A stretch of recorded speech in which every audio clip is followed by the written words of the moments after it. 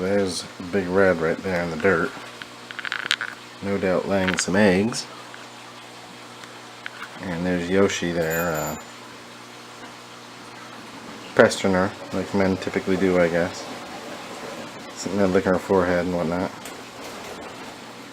So, we'll have to check back in the morning and see if those eggs are there. It's nighttime, so a couple of snakes are out too. There's Elvira. And there's Namira guarding her water dish, I guess.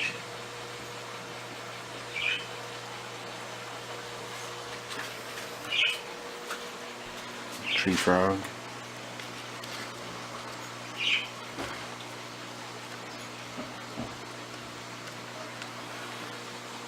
But yeah, we'll leave her alone and check back here in the morning. I came down here to film an update, and yeah, I'm really glad I did, because Reptilicus here made his escape. Whew. Yeah, don't want to lose a snake, so he's gonna have to come back.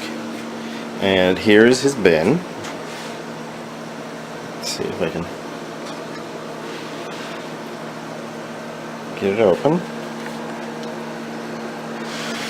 Yeah, so that's his bin, and geez, this is one of those animal plastic cages, and I think this rack system was supposed to be made for pythons, but I wanted larger bins for my king snakes and stuff. But the problem is that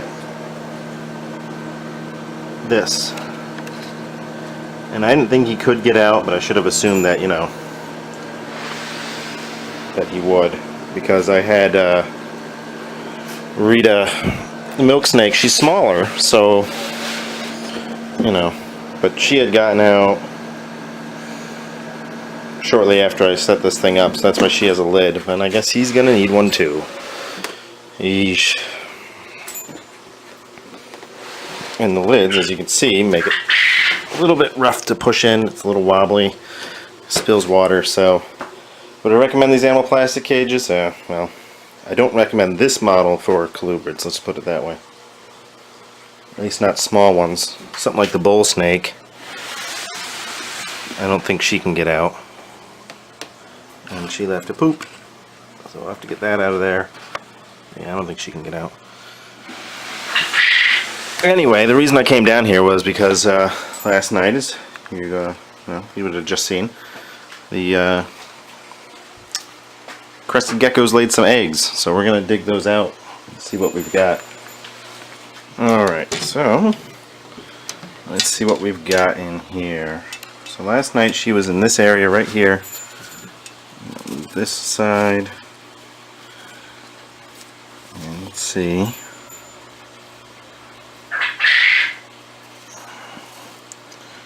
They were right. Okay, there we go. I feel one. I'll try to be gentle. Okay, there's one.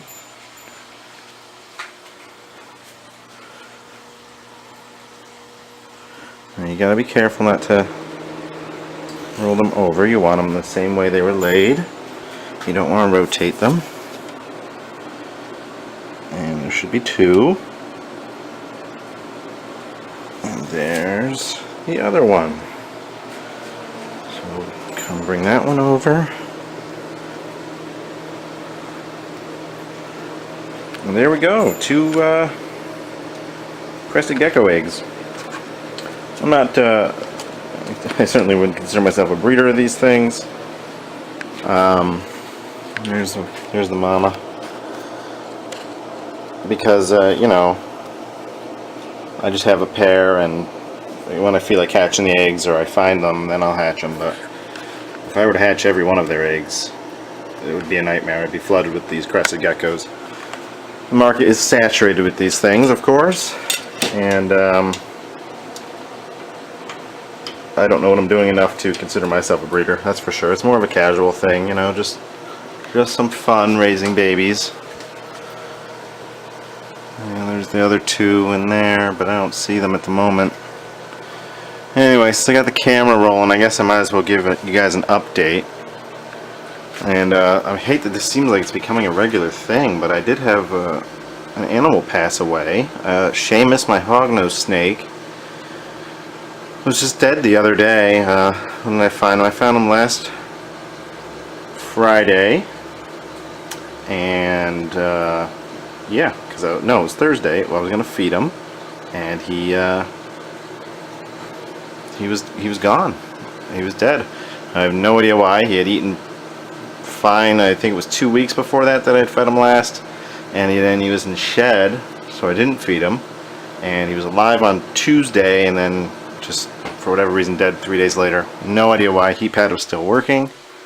Everything seemed fine. I'd had him for 4 years, and it wasn't old age because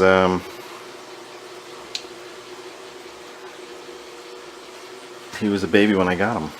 So it's really a real big bummer. Losing animals is something that happens, you know, when you in this hobby. It's, you know, if you get too emotional about it, then you probably shouldn't be in the hobby. But more than getting emotional about it, I just get frustrated with not knowing how a particular animal dies. That seems, when I lose an animal, that usually seems to be the case. It's seemingly fine and then dead, and I rack my brain forever trying to figure out why, and usually I can't figure it out. But anyway, let's see, another update. Well, my wife's birthday came and went recently, back in August, and she wanted hermit crabs, so I got her everything she would need for hermit crabs to set them up right. Because hermit crabs are far more complicated than most people will appreciate. And none of them are out right now. They're all buried in the substrate. As you can see, the substrate's pretty deep, and I guess about 5 inches in places. Some are a little bit shallower. But I'm not gonna get into these guys and their particulars. I'm pretty sure she actually wants to make a video for my channel about the hermit crabs, so I'm gonna let her do that. And then another new addition. Say hi to Raph, hey old friend. Another new addition. Yeah, so this is the new critter. At least for now. We don't know if we're keeping her or not. My brother-in-law brought her home one day in a 5-gallon bucket. Found her at his workplace, and she's clearly a domestic rat, not a wild rat, and she's very tame. She's actually very friendly. But she's only been here about 3 days, so for you rat people, don't freak out over her being in a fish tank, because it was a very spontaneous thing. He just brought her here when we had a place to put her, so this is it.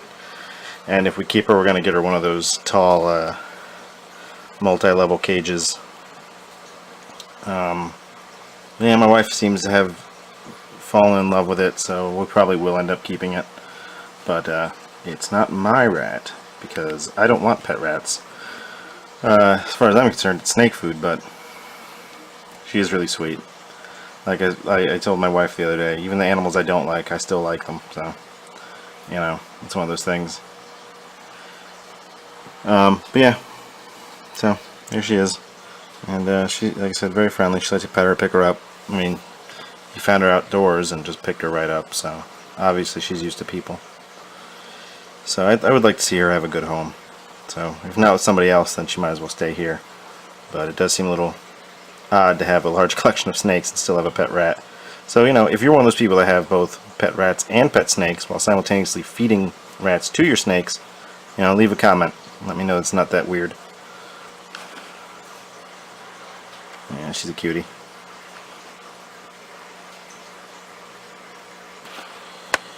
But, yeah, moving along. So since Seamus died, I decided to repurpose his terrarium, for my American toad here, Large Marge. So this cage, it's a nice little cage. It's by Nat Geo. They sell it at PetSmart, or at least they used to. I bought this on clearance, so I don't know if they still do. There she is, big fat happy toad.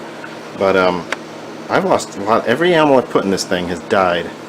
So I had chubby frogs in there for like maybe a week, and then they died. I had a tarantula in there once upon a time, and then it died. And then I had Seamus, the hognose, and he just died. So like, I'm not superstitious. Hell, I'm not even religious. But it is kind of odd and kind of scary. I was gonna put my African bullfrog in here, but I was like, nah, I don't want to tempt fate. So she's our guinea pig. I'm sure she'll be fine. It's not like it's just glass and plastic, you know. What is it about this tank that kills animals? Coincidence. I'm sure it just has to be coincidence. But if she ends up dead, then I might better just chuck the thing. But I hope she doesn't, because she's a pretty little thing. But yeah, I guess that's it for the updates. Baby lizards, hermit crabs, rat, dead snake, and moving this toad. Nothing else new has really happened. But if anything does, I'll be sure to let you know. In the meantime, like, comment, subscribe, and all that, and you know, the usual.